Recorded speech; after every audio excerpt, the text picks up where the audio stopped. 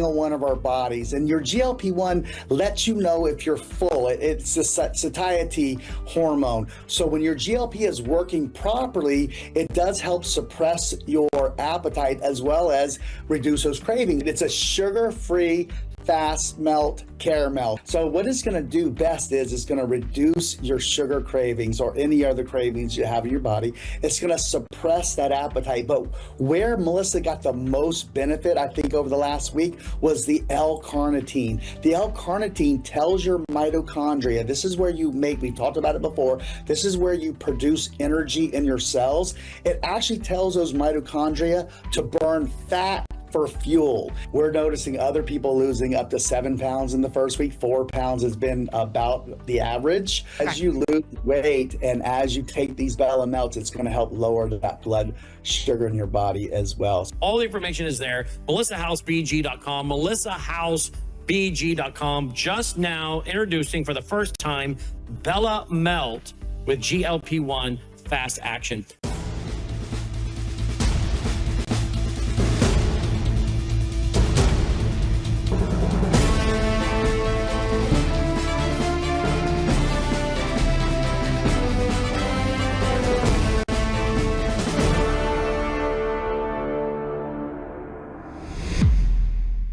Welcome to Live Up to Freedom. Thank you so much for joining me today on this beautiful Thursday. It is beautiful for me because finally there's enough sun and enough temperature for the snow to start melting. So I might be able to see the street soon, maybe by tomorrow. So we are live as always on worldviewtube.com, worldviewtube, a Rumble and X account.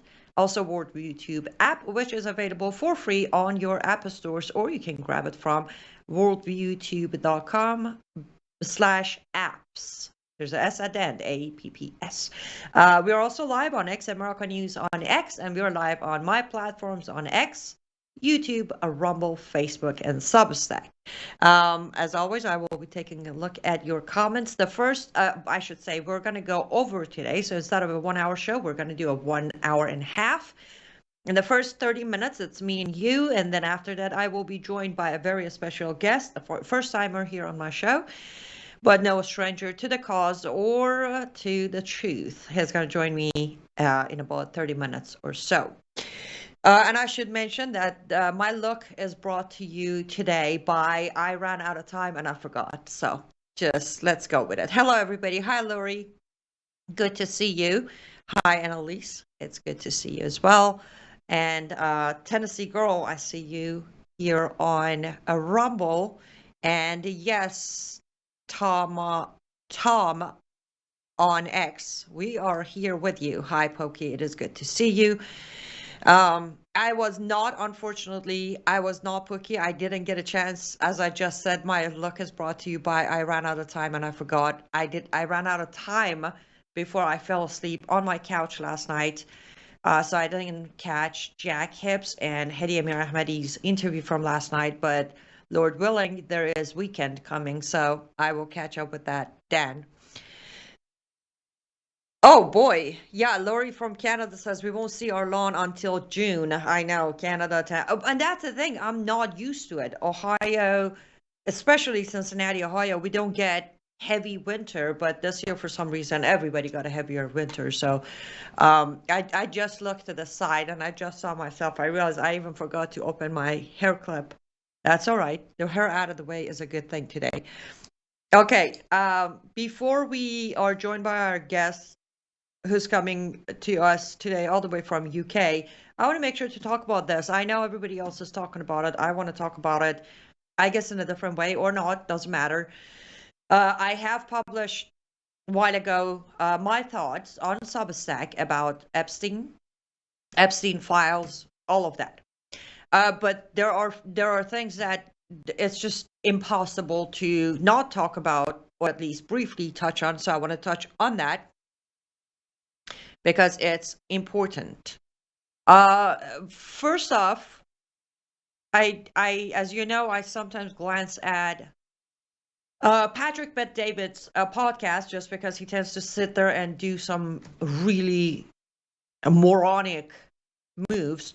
This morning I tuned in to see what is he about to do, and he had Alex Jones on. Now, those of you who know me I am not a fan of Alex Jones, not as a person. I don't know the guy. I've never met the guy. I've never spoken to the guy.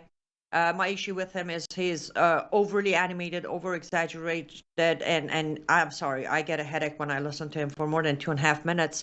And also, he does get it right at times, many times, but he also tends to dig a little too much of a hole. That being said, I'm like, oh great, look, we have two of my favorite people on air. I might as well let it run in the background while I'm doing this stuff. And I'm listening, I'm like, whoa, whoa, whoa, whoa. Okay, things are bad.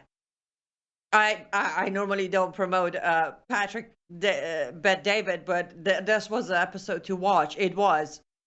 Of course, you have to keep in mind, you watch his show, especially with Alex Jones on it, there will, in your own head, you have to do a lot of beeping out. But there was a moment of it, or 2 or 3, I don't know how long it is. I think it's like a minute, of Alex Jones answering a question to Patrick. And I'm like, we need to play this, because the reason I say things are bad is when Alex Jones says what Alex Jones said, I sit back and I say, okay. Even if for a second I thought I'm taking it too far, someone like Alex Jones just proved that I'm not taking it too far at all. Let's play the clip and then you'll understand what I'm saying, but I will elaborate on it. Let's listen to what Patrick asked and what Alex answered. First administration, President Trump fired a lot of people. Mooch got fired within 10 days. Nearly 40 people he appointed got fired. Turnover was 43%. Now turnover's in the 20s. He's not firing people. Why is he not firing people? I've got a good idea about that, but I didn't answer your question from 30 minutes ago. So or 20 minutes. I should probably answer that first because it answers this question. You asked me, if we were giving Trump advice, what should it be about Epstein? And I really did answer your question, but I didn't explain it right. The answer is you can't tell him anything because he doesn't listen. I mean, he's gotten to that point now where he would listen to certain people, and if you could give him facts, he would change his mind.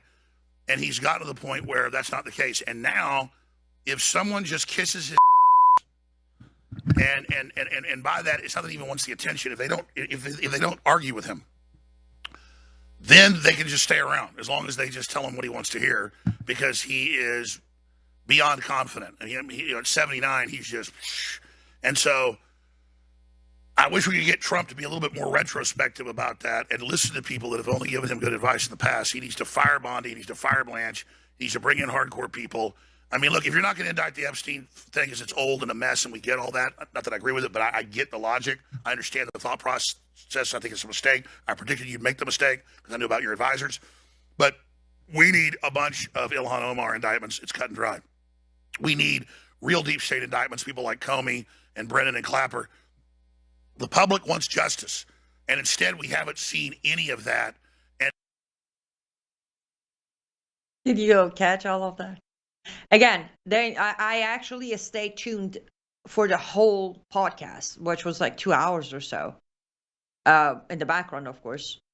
But when you have Alex Jones publicly admit that Trump has got to a point where he won't listen to your advice, he only listens to what he wants to hear. Now, why did this catch my attention immediately? Last year on Brannon House Live, Brannon brought up do you think he's got bad advisors or he's listening? I said he's picking advisors who are going to tell him what he wants to hear. It's not about the wrong people. It's about his wrong choices.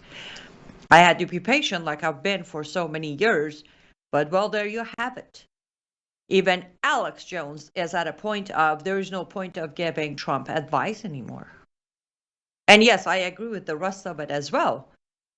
American people want to see justice on all fronts. Yes, we need Ilhan Omar convictions, not just charges and investigations, convictions. And by Ilhan Omar is this example name. I'm sure you picked up on that. Yes, we do need Epstein arrests, trials, and convictions. We need justice. But I just thought it is interesting when I saw that. I'll be honest with you, I told you so smile popped up on my face of, well, Alex, take you long enough. But join the club. Welcome to the club of finally realizing there's so much you can cover up for your guy until you have to say, listen, I love the guy, but this is what it is. That was, I'll give him credit for saying it, and I'll give Patrick credit for not jumping in and trying to whitewash the situation. So that was that. Now back to the Epstein situation. He said, him being Alex said, people want to see, you know, Pam Bundy fired, Cash Patel. By the way, I agree. Again, going back to this, it's going to seem like I'm doing a lot of I told you so today. Maybe I am. I don't know. I am. When Pam Bundy name dropped as a nominee, I was the first one to say why, and I got heavily attacked, of course, even from close friends of why are you so in a hurry to judge her, give her a chance. I'm like, I don't believe in chances when you already had a chance. I'm against second chances. I am. And with Pam Bundy, this wasn't a second chance. From day one, I was a no Pam Bundy girl anyways. But now, again, patiently waiting, year later, people want Pam Bundy removed, either resignation or fired. Cash Patel had my vote. And when I came to realize, when was that? When Cash and Dan Bongino sat down at Fox News and flat out looked us in the eye and said, Epstein killed himself. That's when I pulled the plug on Cash too. Again, I don't wait too long. It's not because I don't have patience. As you can tell, I have patience. I say what I say and I wait until others come to realize what I said wasn't some emotional, womanish, harmonic idea. It was factual. It's not that I don't have patience, but in life, especially when I made it to America, for the first 20 years of my life in America, I was chasing after making up for lost time. I would receive so many comments or questions from close friends of, why do you have to do it all at once? Why don't you pace yourself? I was like, because I've lost 18, 20 years of my life technically, because when I arrived in America, I didn't start life. It took me 2-3 years to learn the language, find a job, find a culture, understand the laws, so 20 years of my life, I'm behind. So I was chasing to catch up. And it actually took me 20 years to catch up. When I turned 40, I felt like, okay, I am caught up. I am at a point in my life where I can feel like I was born in this country and I have achieved what a 40-year-old would have achieved in America under normal circumstances. I'm neither behind nor ahead. That being said, I learned in life that you do not waste time on what is right in front of you. And again, emotionally, I have a switch. Those, again, close friends can testify that I am terrifying. Like when it comes to my emotions, there's a switch. I will turn it off in a split second, and I will choose when to turn it back on. It's the survivor method, I guess. I don't know. I'm not saying I'm a mean person or a cold-hearted person, but I have full control over my emotions. With that being said, I immediately came out and said, sorry, I was wrong on Cash Patel. I had lots of hope for Cash Patel. But the point is, back to it. Epstein files are out, and I don't even think we need all of that extra 5 million, 2 million, 300 million, 5 bazillion million. We don't need the rest of it. What's out there is answering, I think it should have answered all the question there was. Either plain text or coded restaurant language, it doesn't matter. The answers are there. Those who want to take it, take it. Those who don't want to take it, they won't take it. But the biggest answer we have received that I know still a lot of people have not accepted the answer is that the bottom line is, no matter who's in the office, I repeat, no matter who's in the office of White House, Senate, Congress, DOJ, FBI, local police department, it doesn't matter. Certain group of people are protected in America. That's just the answer we have received. And if you're still in denial, I'll pray for you to snap out of it. If you want to stay in your denial, that is your corner, your cost, not mine. But there's a question that I feel like nobody's asking, and that is what I want to propose, and that is what I titled today's show. The question is, yes, we want justice, but, well, at this point we can tell. The question is, Epstein clearly wasn't just some pervert with plenty of evidence, proof on the table. He wasn't even just a ringleader of trafficking. He was way bigger than that. So the question nobody's asking is, who has replaced Epstein? Epstein's dead, been for a while. Killed himself, didn't kill himself. But do we really want to sit here and pretend like all the perverts, all the names that are being protected and the names that are not being protected, they all just suddenly woke up cured from their pedophilia, from their sick minds, from their psychopathic desires? They all just woke up, it's all gone? No, it isn't. No, it isn't. But we do need to take our first ad break, guys. So don't go anywhere. When we come back, I will conclude on my thought and I will read your comments. If you have an answer or a thought about the question I just proposed, feel free to pop them on the comment section. We'll be right back.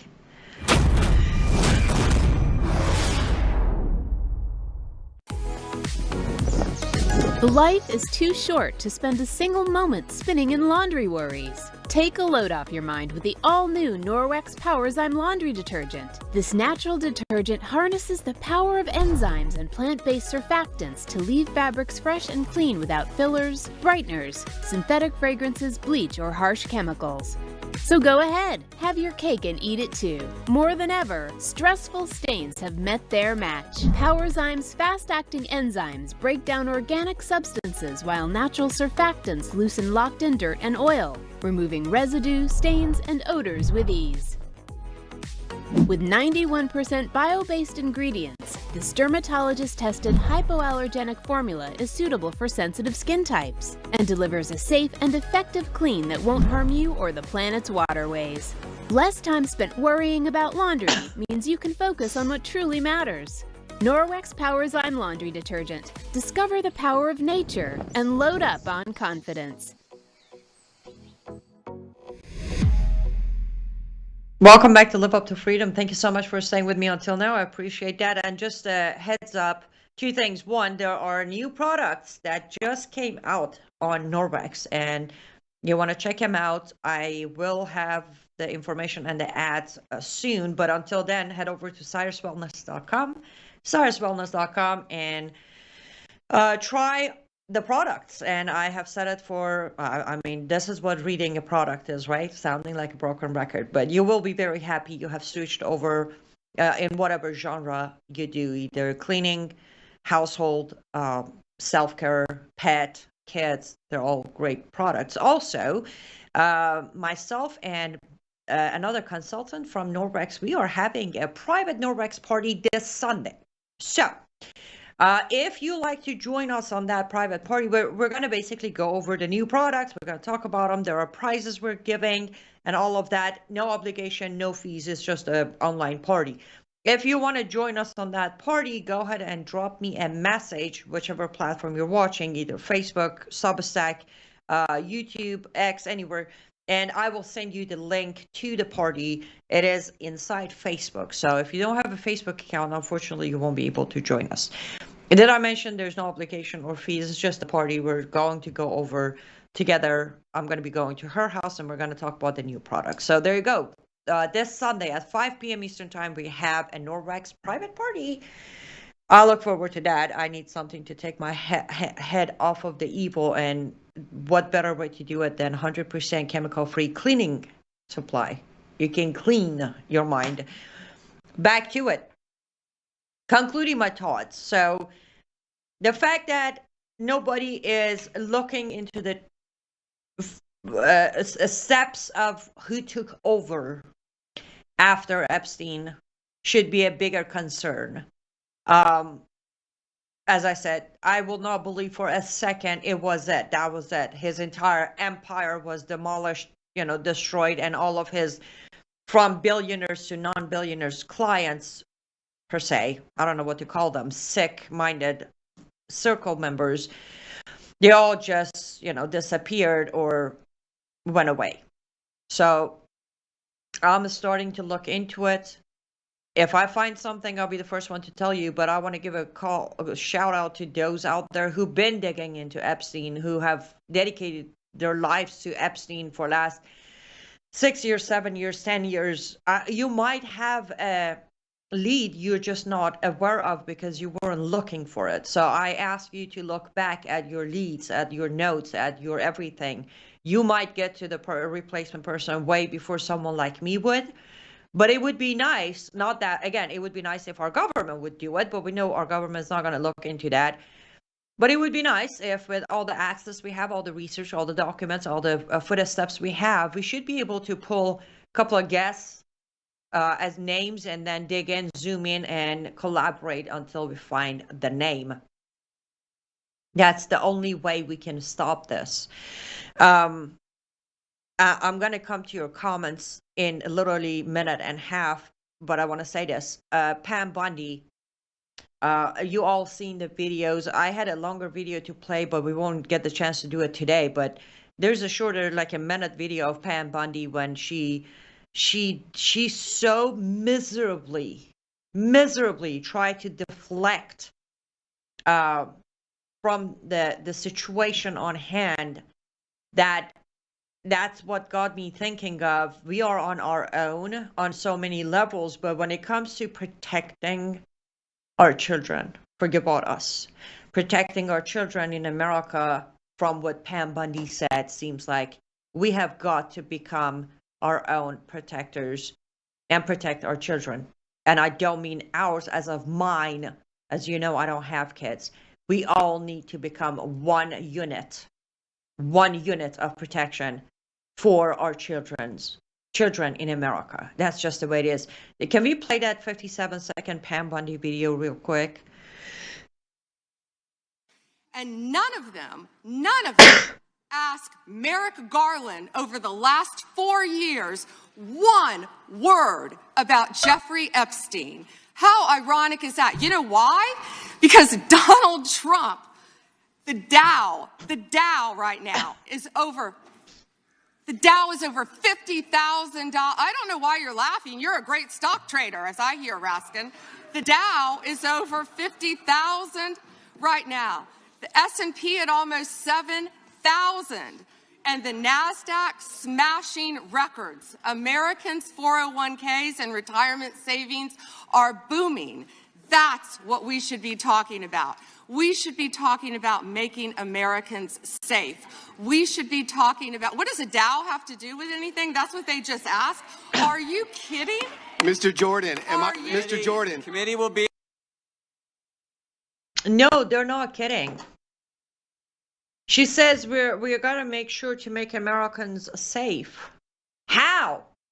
It is so disgusting especially when a woman sits there and tries to deflect and say, we got to look at the economy and the stock market and Dow and all of that, instead of talking about American children. I know it was more than just American children. I get that.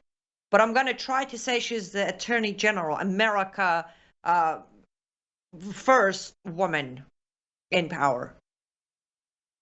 She literally just she compared the dignity, decency, and life of American children and adults, compared it to stock market. How is she still even there?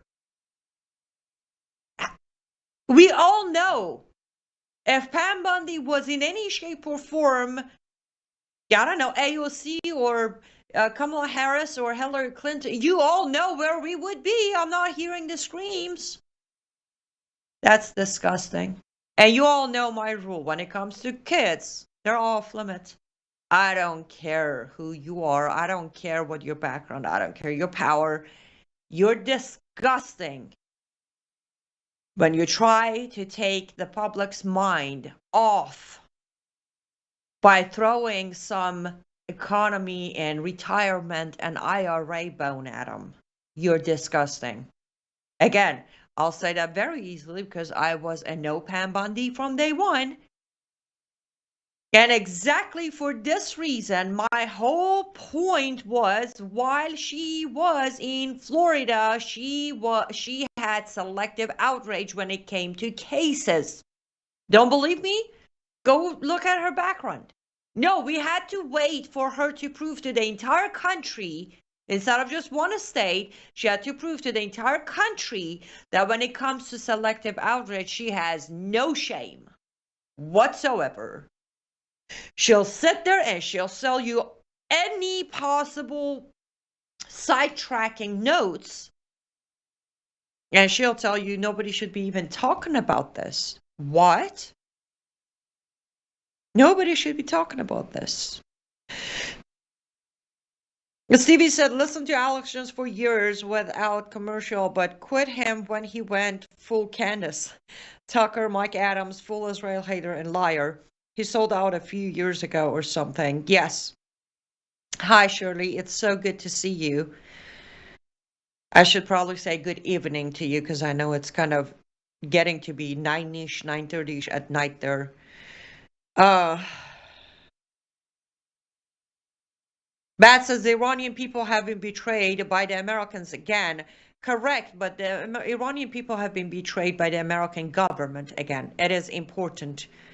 It's the American government that has betrayed them.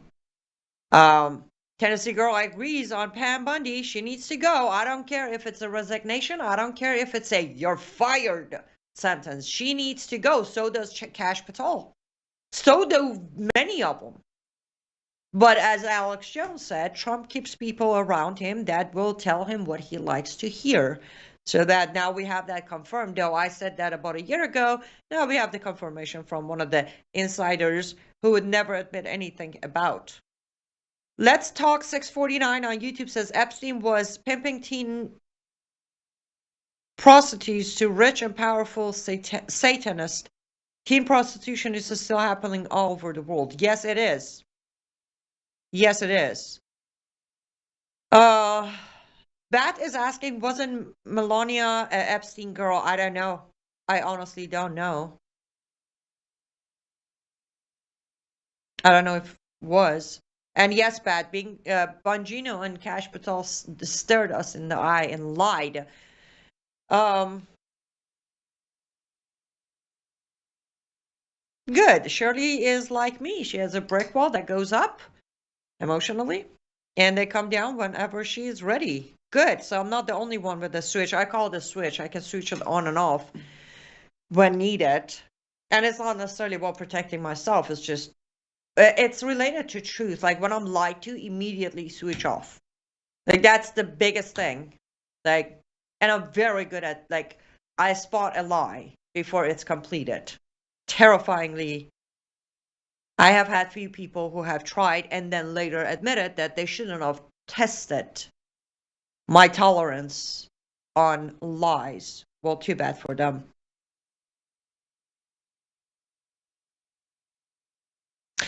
Far too many high-ups are involved, so there will be no justice until the King of Justice comes. Amen to that, Lori. Very true.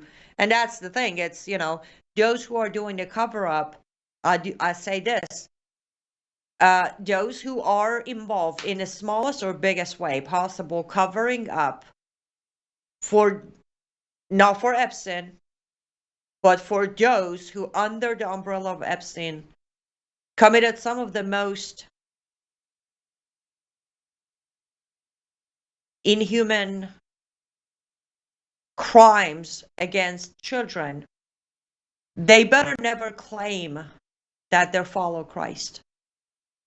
Because when you do that, when you play into the let's cover up, then you just can't have that claim. I refuse to receive that message from people. That's me.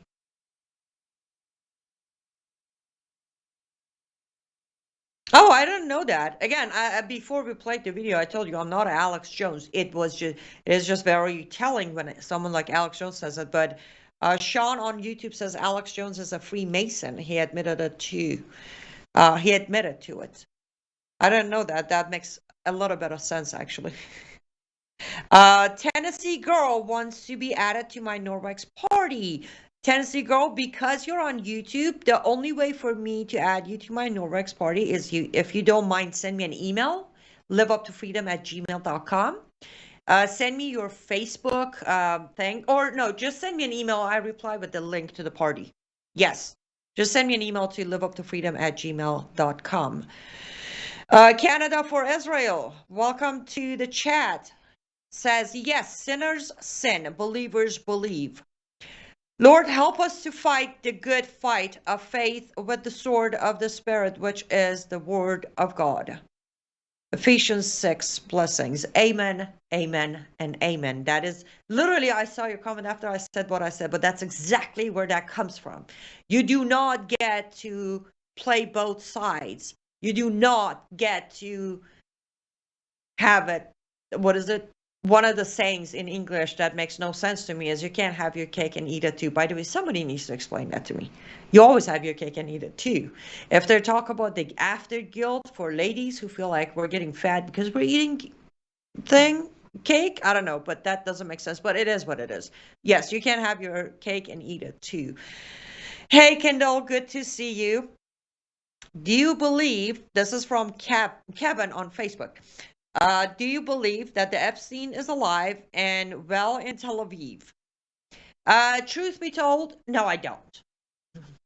I do understand where it comes from. I do understand those who think he's still alive, but I don't believe he's still alive and well in Tel Aviv. Again, I'm more of a fact tracker. I sometimes sound like I'm joining the conspiracy theory list, but very quickly, within days or two, comes out like, okay, that wasn't a conspiracy. It was just some facts. She showed the receipt. On that point, all the facts points as he is dead. But as Alex Newman said on his show this week, I don't blame anyone thinking he's not dead. Canal is not happy with Trump either. I know we are growing in numbers. Unfortunately, at this point, it's even hard to defend him. Not that I ever did, but even if I chose to do it, it would be very hard. Sean says Trump was chosen to bring in the beast system. Don't forget he's owned by the Rothschilds. They bailed him out years ago. I have heard that. I have seen some of the documents, Sean. And I said this on Brannon's show. I said this last year on my show. I should go a little bit in 2024 on my show. And it was, of course, as you can imagine, the backlash I received. But I said, I want you to understand the reason I am not voting Trump. I didn't vote for Kamala either, but I voted for myself. The reason I'm not voting Trump 2024 is because I do not believe he's coming back the same Trump who was America first. I strongly believe he's coming back for revenge. And again, year into it, you might be able to see that he's taking revenge on those who he feels betrayed him, left him behind, didn't fight for him enough. But what you're saying is what I said. He's coming back to either finalize the crippling of America or take it into the next step. So, Sean, I agree with you on that. Jody says women shouldn't have that kind of power. What kind of power are we talking about, Jody? Tell me and we'll discuss it further. I agree, Kevin. It is disgusting that she didn't even acknowledge Epstein's victims. It is not even cool. Guys, we got to go take our next ad break, and I also need to check and see if our guest is here. Don't go anywhere. We'll be right back after this ad break and possibly bring the guest on, or we'll continue with your comments here.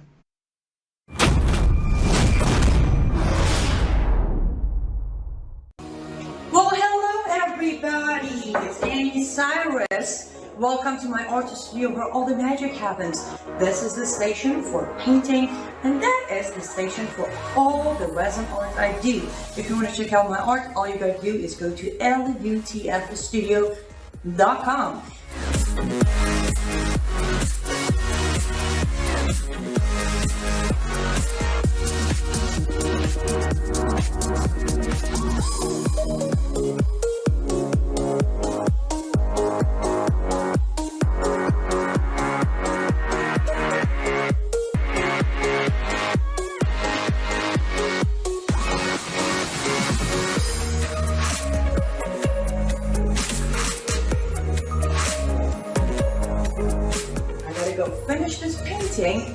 sure for this, I hope I'll see you at lutfstudio.com.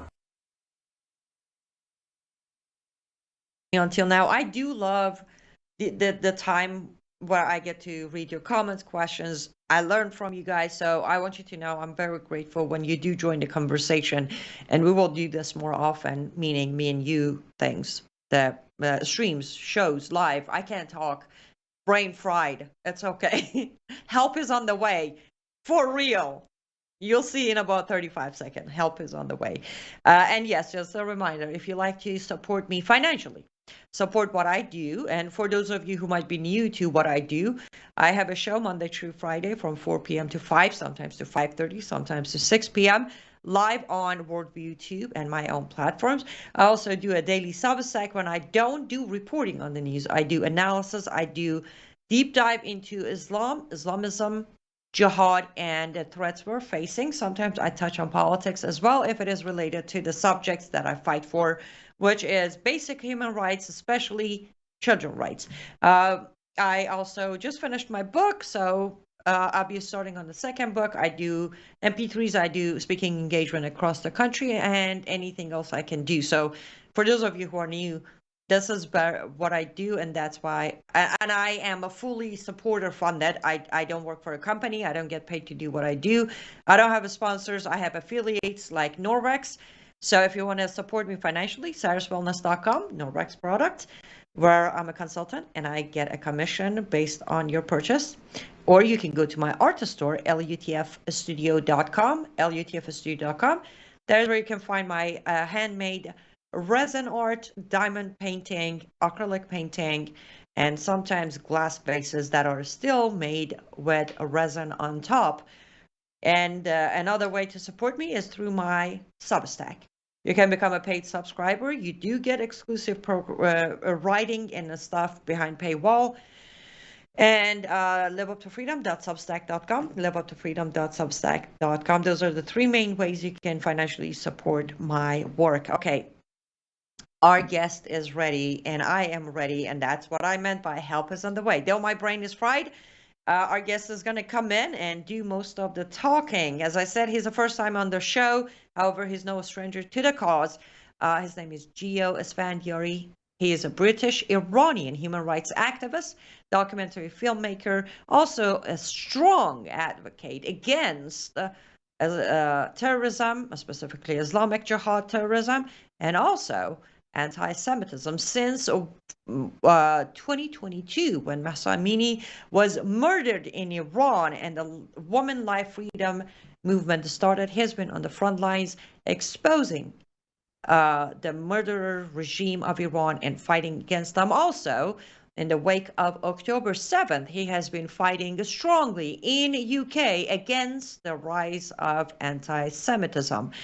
Gio, what an honor and privilege to have you on Live Up to Freedom. Thank you so much for joining us. Thanks very much for having me today. It's my honor to be with your program.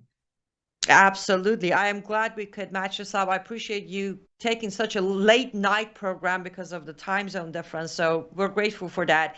Before we dive into, well, everything we need to dive into, I gave a brief bio of yours, but do you mind taking a minute or two and tell my audience about yourself in more details?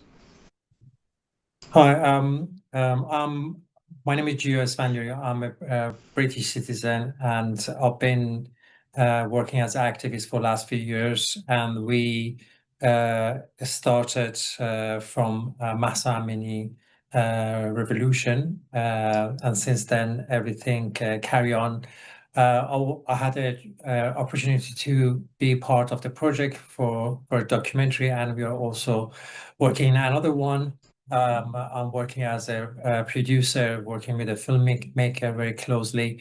And since Munich won, we started to think about how we can advocate, how we can have a think tank and lobbying against all the false narratives in the UK and across the Europe. So that's why we started Lotus Advocacy, and I had the privilege to be part of the team and working together closely to advocate for democracy and be voice of voiceless. Wonderful. And guys, the link to the website is right on the lower third, and it's going to be there the entire show.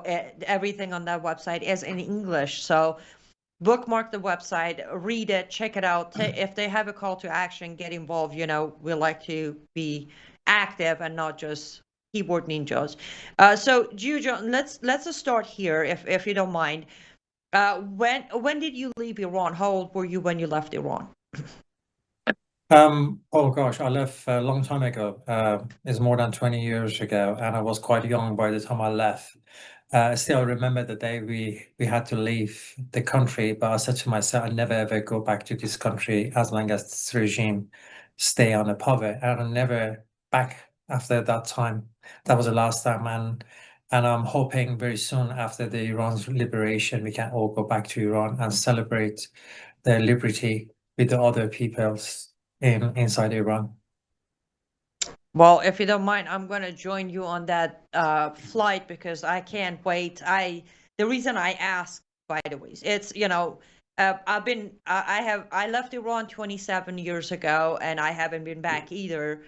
And a lot of time for our fellow Americans, Canadians, Brits, it's that question of those who are activists are those who just left Iran and faced, present or oppression yesterday. So I wanted them to understand there are many of us, like myself and yourself, who left Iran a long time ago, but we left our homeland due to the oppression, not because we don't love Iran, not because if there's opportunity to go back, we wouldn't be the first in line to get on planes and go back. And the scenario hasn't changed. This is the pattern, Gio, that a lot of people don't understand.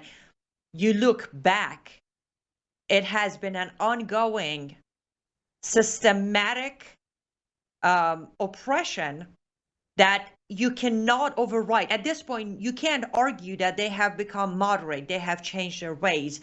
When you sit down and try to negotiate with them, you're out of excuses. But my audience is, of course, very well versed on what's happening in America. So let's come to your end of the pond, UK. I know there's a lot to be said, but one of the things that I am still very mad about is what happened on the third week of the revolution, where Iranians gathered in front of Islamic Republic of Iran's embassy in London, and they were faced by beatdown and arrest by London police. And to this day, I still don't know what their crime was. I don't think anybody was actually charged. So can you walk us through what happened, if anybody was charged, what was the crime, and all of that night? One thing you need to understand, all the Iranians, they gather outside the regime embassy day and night since the beginning of the revolution. Even way before that, people, they used to go there and they had a protest.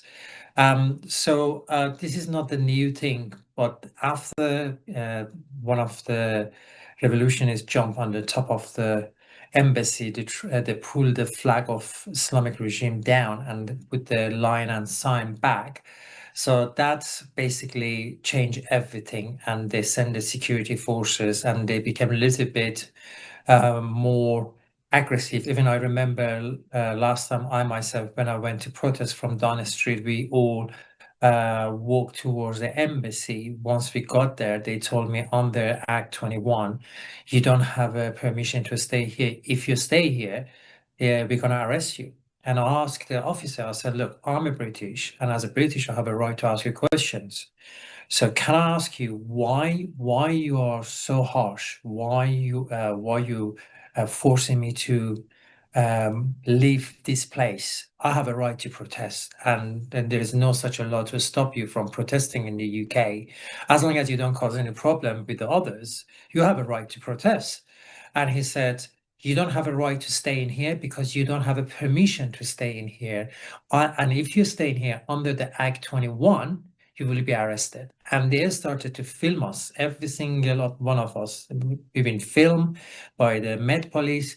And I realized that the behavior had changed. They became a little bit more aggressive.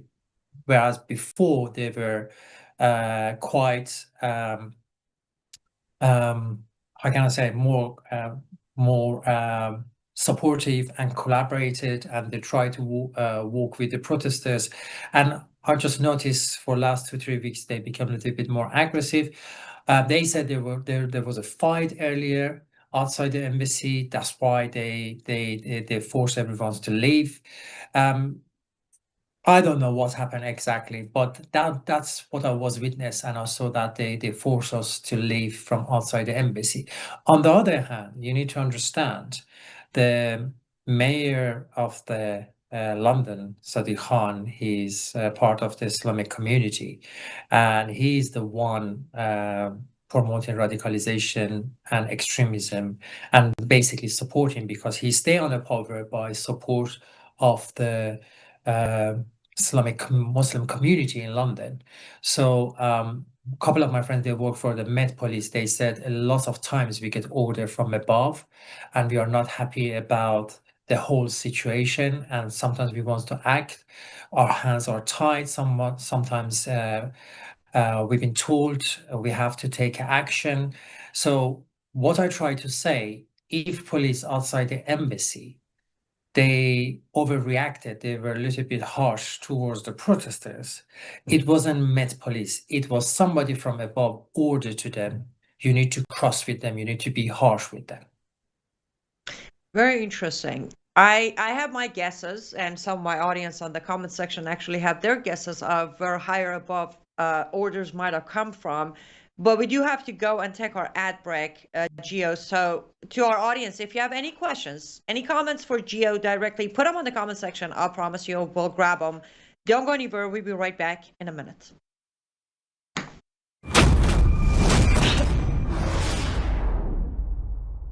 What if millions around the world could access Bible teaching and worldview training for free right now without hitting a paywall? That's exactly what happens every day at worldviewtube.com because of the Worldview Weekend Foundation. We don't lock our live stream behind PayPal. We don't restrict our content to members only. Instead, the Worldview Weekend Foundation helps cover the cost of delivering free educational and ministry programming to people across the nation and around the world. And it's not just programming. My Sunday night church service, where I taught verse by verse through Revelation for 18 months, and now I am teaching through the book of Daniel, is made possible through the support of our church, Worldview Weekend Foundation. If you believe this kind of truth-centered biblical teaching must continue, donate today. Go now to worldviewfoundation.com. You'll also find our mailing address and phone number there if you'd rather give by phone or mail. That's worldviewfoundation.com. Thank you. I second that. As you know, I always tell you there are many reasons to donate to Worldview Weekend Foundation, but personally, the bias of mine says Worldview Tube, under leadership of Brown House, is the reason I have a voice. God forbid, if there is not enough budget for the network to continue, well, my voice is going to be very minimized down to probably, well, my platform only, maybe, I don't know, because I don't know if I even can afford a producer as good as Thomas to help me do the show. So head over to www.foundation.com, make a tax-deductible donation. And at least, as I said, that's just my personal point of view. But as you saw on the ad, there is way more than just my show. There is so much to grab. Head over and support Worldview Weekend Foundation. That way you're supporting the rest of us and our voices. Okay, let's get back to our guest, Gio. We concluded the first segment with orders coming from top above. And I should have I'm sorry, I forgot to tell you this, Gio John. We have this rule on my show. I ask a question. That doesn't mean you have to answer. If you feel like you don't want to answer, you just like next, and we move on from it. You're not obligated to answer everything. I can't help but to think, maybe, just maybe, if the mayor of London was not Mayor Khan, maybe the police reaction would be different towards Iranians. Am I far on that? Look, it's very hard to say, but according to our sources, even I had a meeting a few days ago inside the parliament across the party, and we were discussing about why UK they don't designate the IRGC as a terrorist organization. You know, Europe they already done it, and US did it long time ago.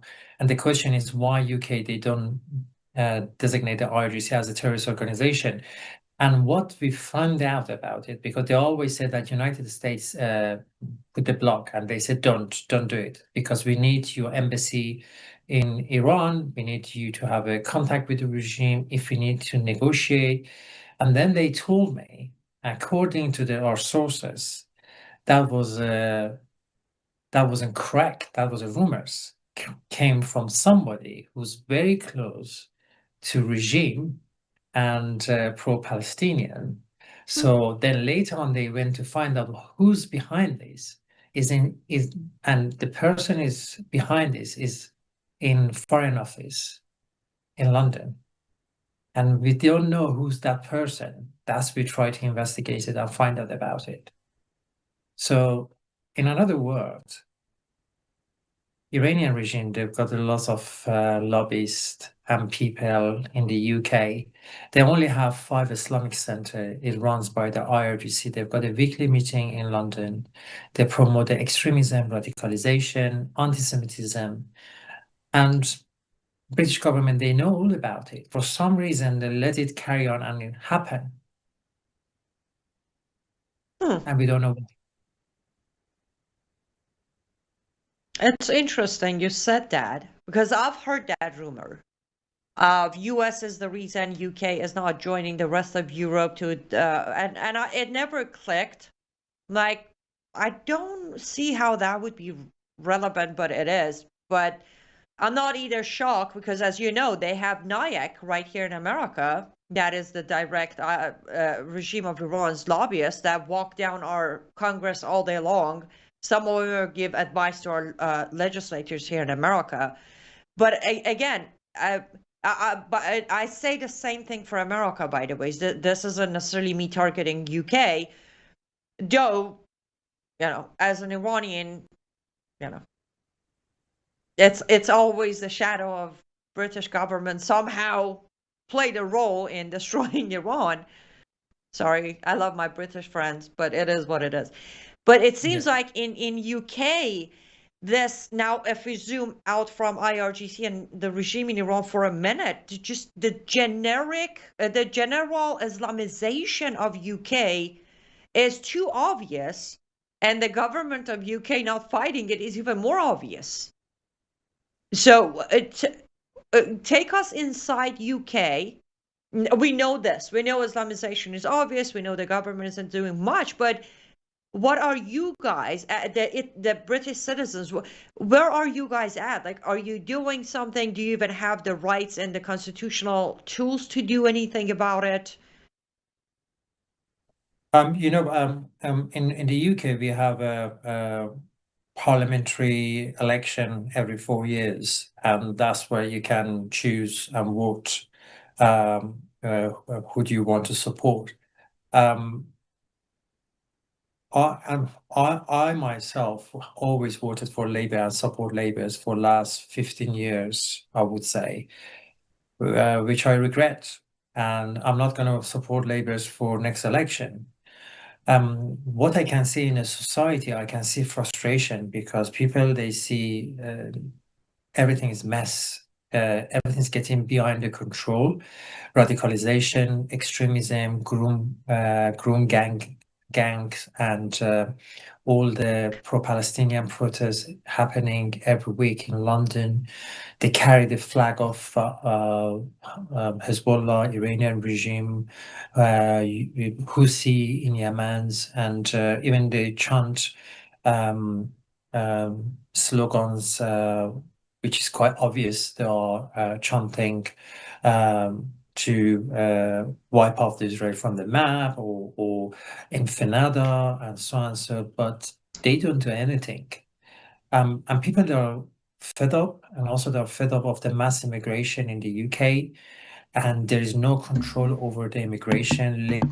Labour government, they promised before they came on the power, they're going to put the cap on immigration. They're going to stop illegal immigration coming to this country. But so far, nothing's happened. Nothing has done. And after Brexit, a lot of Europeans, they went back home. And now we have with the mass immigration that are coming from Middle East, and majority of them, they are male. And we barely see any women with the children that are coming. And majority of these immigrants that are coming through the boats, through the channels to UK, and there is no system to control the whole situation. Everything's getting behind the control. And a lot of refugees that are coming to this country, they don't have the money. And what's happening, according to some of our sources, they are paying to the refugees to come to pro-Palestinian protests every week, and just to push and promote the ideology. And I had a conversation with counterterrorism once. We had a meeting, and I said, look at the shops outside the street. There's a lot of shops in the UK, and they don't do anything. They're just there for money laundering. It's quite obvious. Government, they know. Wait, hold on. Metropolis, What you mean they're just empty stores, or are they actual, like, supposedly running businesses but that they're not running? So supposedly for the business, but they're not running business. It's always empty. For instance, you see a lot of vape shop, 3-4 vape shop next to each other, or a barber shop, or you see a nail shop, a lot of nail shops, barber shops, and so they're not doing anything. Each time I pass by, they're empty. The question is how you make money to run that business in a very expensive location area, and how you make a living. It is quite obvious that money is just that business running for money laundering, and the government, they know about it, police, they know about it, but it seems they can't do anything about it. There's no one to say, hey, we need to stop this. So obviously, is even in the UK, even if they want to prescribe their IRGC, the question is that going to help and stop the financial source of the regime, or still they bypass the sanction through the money laundering and everything? They can bring their money in here. And don't forget, the regime, they've got quite a lot of assets in London. Just Guardian and Daily Mail, they published an article about asset of Mojtaba Khamenei, the son of Khamenei, in London. He's got a billion properties, like an empire luxury property estates in north of London, in one of the most expensive areas. And they all know about it, but nobody doing anything.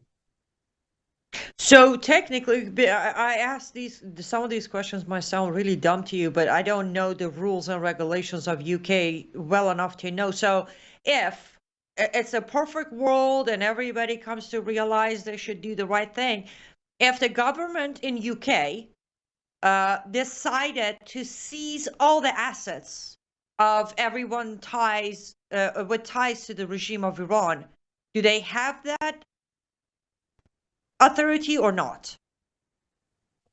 I mean, it needs to go to, there's a process, but they can do it. There's a process, they can do it.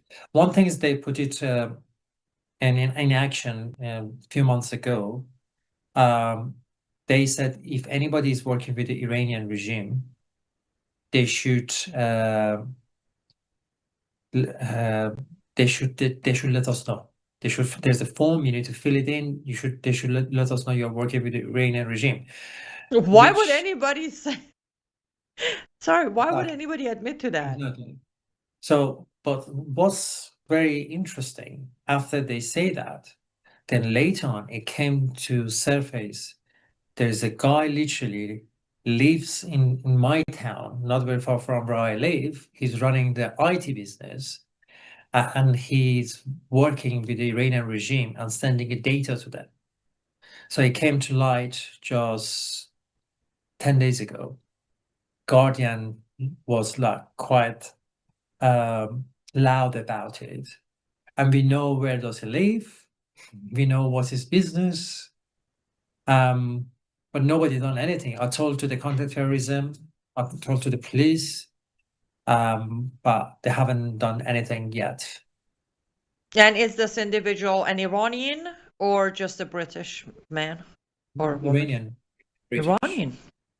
Oh, Iranian British. So, like, again, in the perfect world, he could have been investigated, convicted, his citizenship could have been revoked, and he could be deported, right? Now he still is living just around the corner and nobody touched him yet. You see, it should be very frustrating, but it is so good to hear these from you, because those of us in America, we think it's just America and they know the bad guys and they're not getting them. And then when I tell my audience that this cancer has spread across the world and it has become a global disease, you just confirm that. It's not America. It's not just Canada. It's. I'm sure if we bring someone from Germany and Italy and France, they're all going to say the same thing. Now, let's step back into zooming in on the Iran Revolution. We are on day 47. And of course, headlines moved on. Therefore, a lot of people think this is it. Everybody went home. Me and you, we know it is not it. This is the last battle, and we're still working on it. But let me break this into two questions. You answer them in whatever order. I know you guys are extremely active, not just in UK, but as a group of Lotus advocacy everywhere.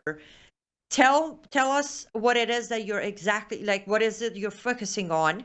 Because that's important. That could give my audience ways of understanding how they can help. Secondly, how much support are you getting or not getting from the places and departments that you're trying to communicate with? As you said, for example, counterterrorism, the police department, parliament, any of them. Where are you with them? Are you, I mean, are you even seeing any signs of hope, or have you given up on them and just going solo as individuals to make this happen? The thing is, I can say there's improvement. I can see the improvement in comparison with a couple of months ago, because we used to send lots of emails to the member of the parliaments, and we got like zero response. And now we have across the party, like some people, I'm working with them, some of the lords and MPs, and they connect me with the teams. We are working together. We've got projects to focus on, is a shared project. And I can see they are very concerned, and they got to the point we have to push the government to prescribe the IRGC, and we need to support the Iranian people. This regime must go. And that was very impressive to see such a things happening in a parliament, in a House of Lords. And they said even there are some people inside the government that are supporting this, but there is a block, like as I said, inside the Foreign Office, and we don't know. And we try to find out about that rat.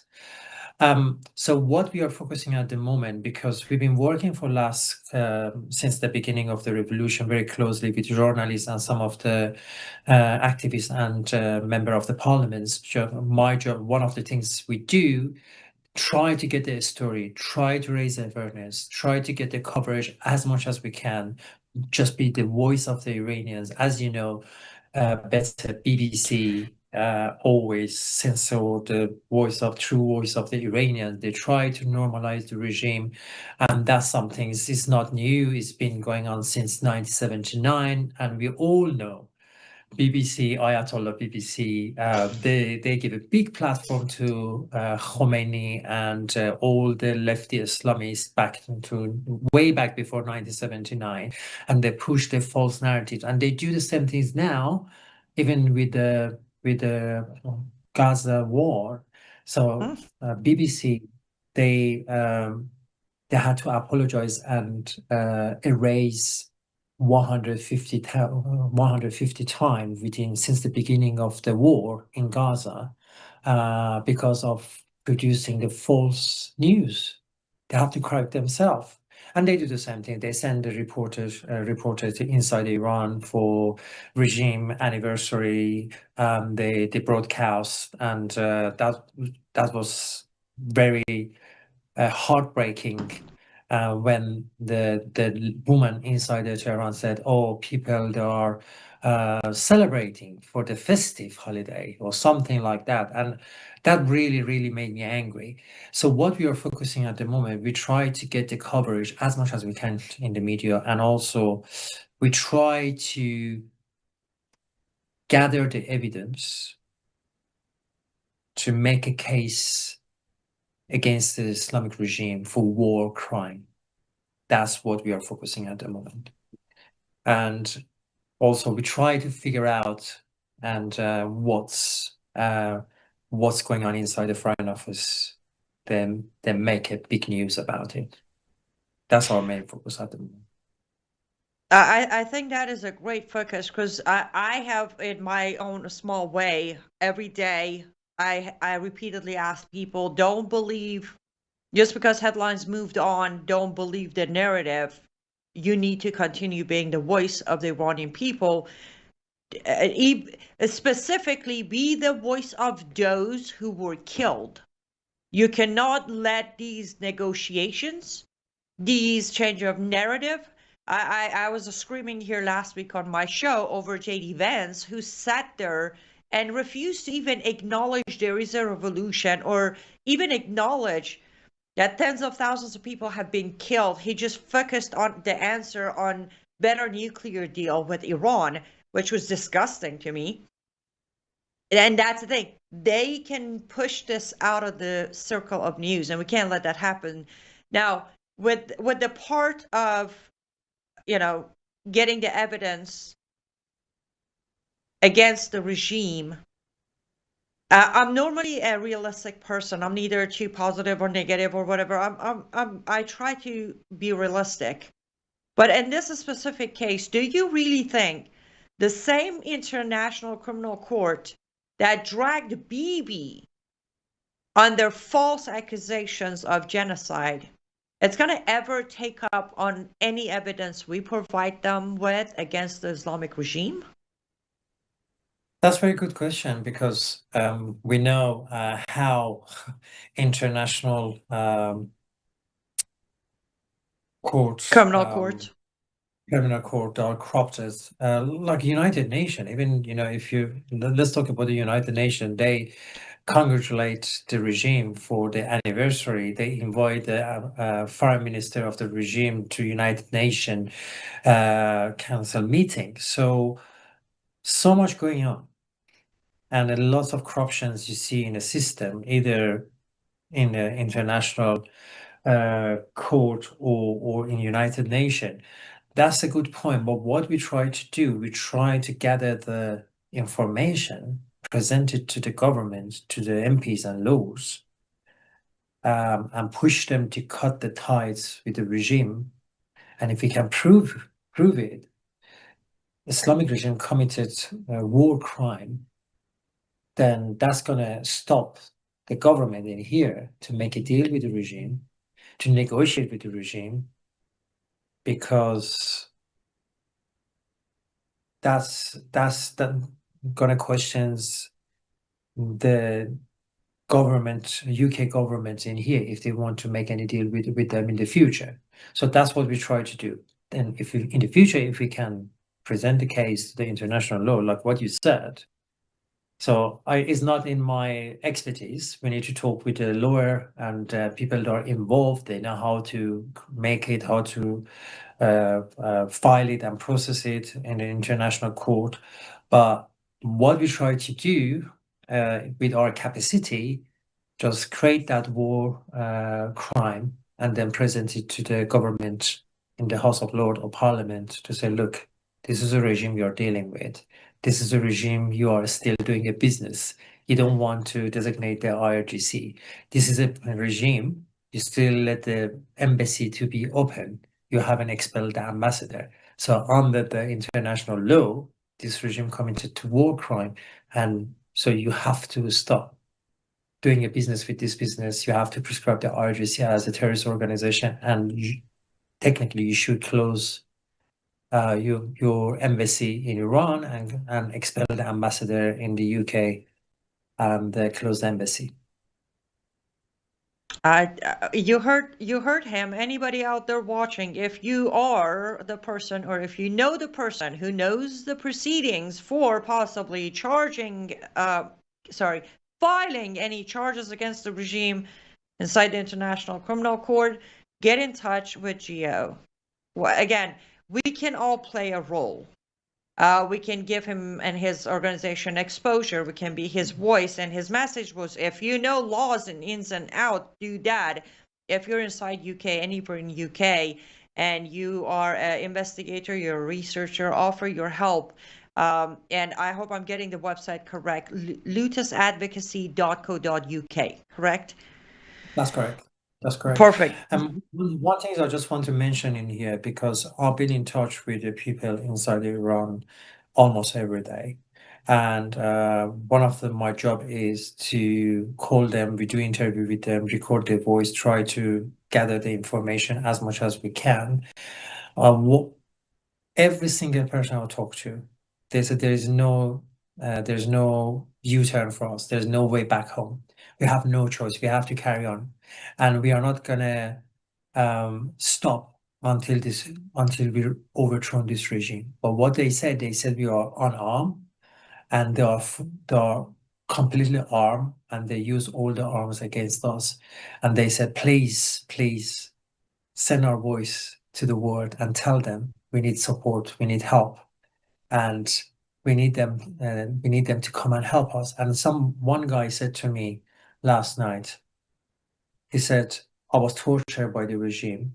They broke my ribs, they broke my finger, and I would wish to be dead when they tortured me, they beat me up. And that's really affect on my family and my business. But let me tell you something, and I want you to send my message to the world. I can't wait and count the number down until United States and Israel attack here. And I'm willing to die with my family when they strike. Then we see Iran will be free.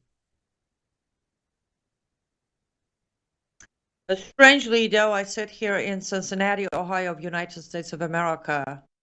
I completely relate to what he said. That, as you know, Gio, many of us, I was one of the people who did sign it outside of Iran. We requested for an international military put together by Iranians outside of Iran. And we said, we take arms and we go fight the regime. So no country needs to attack. I'm willing to do that. If I'm sent, if there's an enlisting today for that international military of Iranian dissidents, I'll be the first one to sign up, because you're right. They're right. We're right. As the most abandoned freedom fighters, Iranian people have shown such strength and bravery that they should. I'm not saying that because I'm Iranian. I'm saying that based on factual history of just the modern history of the last 47 years. They should be the symbol of freedom and liberty. For every time, Gio, I hear people say, well, did you not see what happened with Iraq? Did you not see what happened with Afghanistan? I'm like, stop comparing Iranians with anybody. Iranians are not Iraqis. The Iraq-US war was a foreign country coming into the country. Iraqis were never asked, or did they complain about Saddam Hussein? Yes, but let's face it, a lot of Iraqis admired Saddam Hussein. They didn't hate him. They didn't chant death to Saddam Hussein on the streets. Afghans who don't like Taliban, but they never even dared try to do an uprising, let alone 12 of them in 47 years. So there is a difference.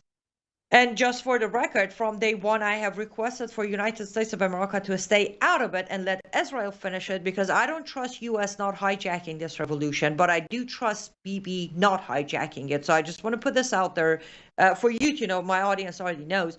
But since we talked about Bibi and we're coming to an end of our time, but I want you to cover, because one of the things that I'm very, if it counts for anything, I'm very proud of you for doing. We're doing it here in America as well, is fighting anti-Semitism. And that is not, people who do that, for me, you automatically become a clean soul, because fashion is to be against Israel. Fashion is to be anti-Semite. When you go against that huge wave, That is bravery. So give my audience some information about when it happened, how you started, what are you facing in UK when it comes to the rise of anti-Semitism? That happened right after 7th of October. I felt as a human, I should step in, I should support Jewish people and my fellow Israelis. That's why the first protest happened in our town. They invited me to go and give a speech, and I sent my message as a British Iranian. So we love people of Israel, and we have a common enemy, and we should be united and fight together against the head of the octopus. And then later on, they invited me to the TV in here. I went to the TV, and they tried to question me around 7th of October and what I think about the Gaza war. And I was very direct, try to be very how can I say, very diplomatic, but at the end of the day, I try to be very direct and upfront about my opinion. So what's happened later on, I got the threats, and they told to one of my friends, so we are looking for someone who's a Zionist in the town. And we know what is he doing, because my picture was on the media, it was on the news, and they post my pictures. Even Channel 13 in Israel, they did interview with me after 7th of October, and it was a time I just felt when I was driving, then there was a car follow me everywhere, and that's why I had to contact the police, and I said, look, I feel not somebody's follow me, and I don't feel safe. And not only that, unfortunately, some of my friends, they show their true faces, and they fell out with me. They stopped hanging with me. They said, you are Zionist and we can't hang out with you. You're supporting the genocider. So, but I'm really proud, because I live with a clear conscience and I stay in the right side of the history. And I didn't let anybody to change my narrative for sake of friendship or getting death threat or anything like that. And I said I'd rather to die but stay and stand on the right side of the history, and fighting for the justice, rather than being around the people, try to please everyone. And so basically, that's happened to me since 7th of October, and I think I'm going to carry on. I'm sure I'm going to carry on and stand on the right side of the history for the justice, be voice of voiceless. And it doesn't matter for me, as Iranian, as Israelis, even for my friends in Venezuela. I try to speak up always. I was vocal for them, and I was the one celebrated after United States arrested Maduro, and congratulate all my friends in Venezuela. Amen. Well, can I ask one follow-up question? Are you a Christian Zionist or a Zionist? Amen. I'm both. I'm Israel Chai.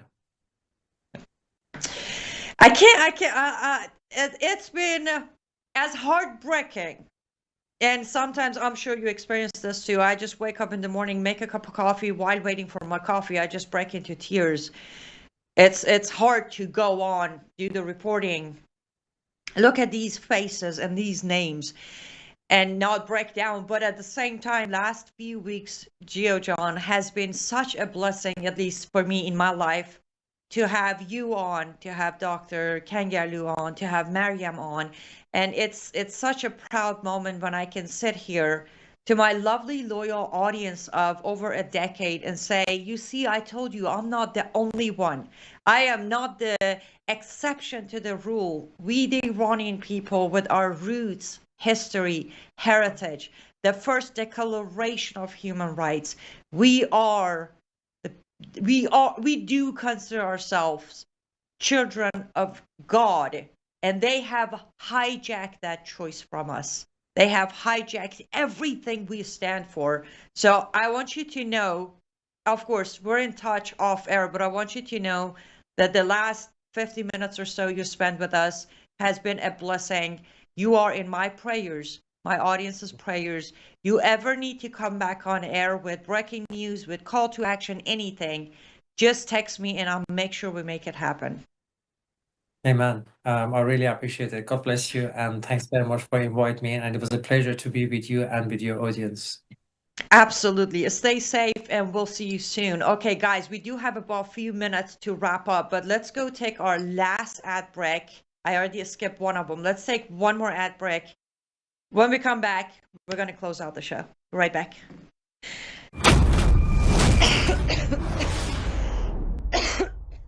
Hello, I'm Brandon House. Melissa and I have been taking Bella Grace, this powerful elixir, since last fall, 2023. The results have been amazing. My hands would crack and bleed, deep cuts and cracks every winter for years.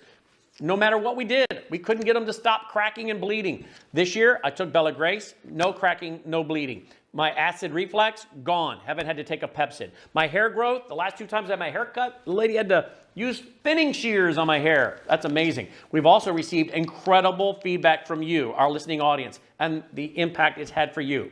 This is loaded with astaxanthin. That's a powerful antioxidant.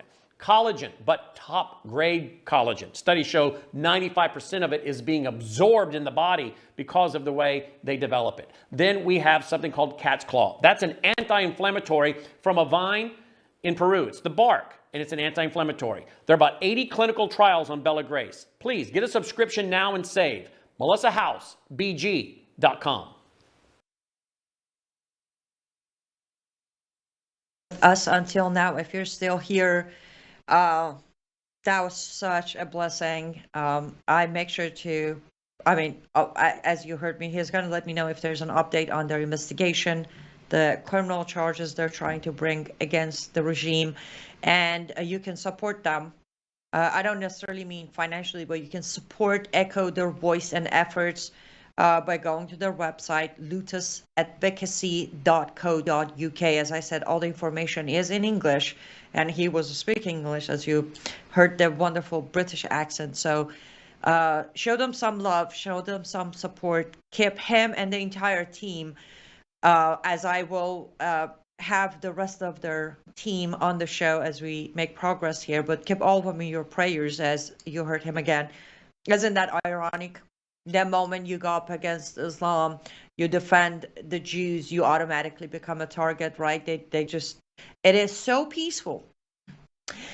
They are so peaceful that you just say one thing they don't like, and then you're being, tailed by a car, and your picture is being sent out. It's just amazing that the evidence speaks for itself. But well, there are still those who are willing to deny it, right? So let's pray for their safety. And they're in UK. They don't have some of the luxuries we have here. So they need more prayers and more protection than most of us over here in America. I can see on your comments, on the comment section, that you guys were enjoying the discussion as well. I'm glad. And here's the thing, guys. If you could do me a huge favor, I will remind quickly. I'm trying to gather my thoughts, but if you do want to join our Sunday Norwex party, I need you to reach out to me. It's almost impossible for me to reach all of you. For Substack, I will be sending an email with the link today, but the rest of the platforms, it's hard. So reach out to me. Send me an email. If you're outside of Facebook, send me an email, liveuptofreedom@gmail.com. Just say, I want to join the party. I'll send you the link to join. Also, let me know. I forgot to talk about there's too much to talk about. I'm sorry. Can you tell how touched I am? I'm moved. I'm just going to say this. I'm going to say this. You'll get it. I don't know if any of you have experienced this in life, but sometimes in life, you are in a very crowded room. However, you are so detached from the room itself that you don't see anyone, you don't hear anyone. It's just silence. It's nothing. And then there's one wave across the room, the ballroom. That's the only thing you see. And from their look, you see the next look, and automatically you find a handful of people that are on the same mind wave as you are. And the night becomes, mesmerizing. That's what happened to me every time I have my fellow Iranians, brothers and sisters in Christ, on the show. It's like the waves are connecting, because you have no idea how hard it is, as he said, to overwrite the narrative. Some of you have been with me for over 10 years. And when I started, I wasn't welcomed. I was labeled. I don't mean labeled Islamophobe. No, I was labeled you should go back where you come from. You're from third world country. And to this day, recently Matt Walsh did a video calling all of us again. There's a reason they're from third world country, because they're barbaric and they're illiterate and they're dumb and they're disgusting. And so we still get judged that way, which is okay in a way. But when you know how deep rooted your history and culture is, and people tend not to see it because they heard the narrative from BBC and CBN and CNN and Fox News, it is such a good moment when you just asked one short question, you receive one short answer. You just look at the camera and say, yeah. Fit the narrative. Don't fit the narrative. Keep feeding the population of Western countries that we are bad people and we're from third world countries. And let's not forget another project I told you I'm working, how did third world country become a third world country? Historically, third world country is the existence of human society, but we have turned it into third world country for a reason. Enough of me bragging, I guess. It was so wonderful to have him on, and you guys are amazing for joining the discussion. Thank you, Deborah. Thank you, Lori. Annalise, yes, Lori, Christ is the bond. Yes, it definitely is. And that's the thing. I'm sure I don't just randomly bring someone on not knowing, but there is a reason when those questions are asked, right? There's a reason that the last question has to be, are you a Zionist or a Christian Zionist? Again, we've been sold as very different people, but that's all right, because grace of God, and at least in last 47 days, the truth is coming out. The mosques are being burned by the very Islamophobe 90 million population of Iran. And I sit here proudly say, truth will come out at some point. So to all the powers out there who try to sell Iranians as the worst people, the barbarics and Muslims and third world illiterate, backward people, your club is collapsing. So you might want to jump that ship. We got to go. I will be back Monday. Okay, I won't be able to do a show tomorrow, guys, but that doesn't mean you should forget about me. I'm here. I exist just because I'm not doing a show. CyrusWellness.com, LUTFstudio.com, liveuptofreedom.substack.com. Again, we do what we do, and we'll never give up, but neither do bills. And I do need your support, especially because this month is a short month. So pick your favorite way of supporting me financially and go with it. 3 possible ways. And I'll see those of you who join us Sunday, 5 p.m. Eastern Time for the Norwex private party. I can't wait to see you. But until Monday, back here on air, I want you to be safe and vigilant. And I'll see you back here Monday. Bye, guys.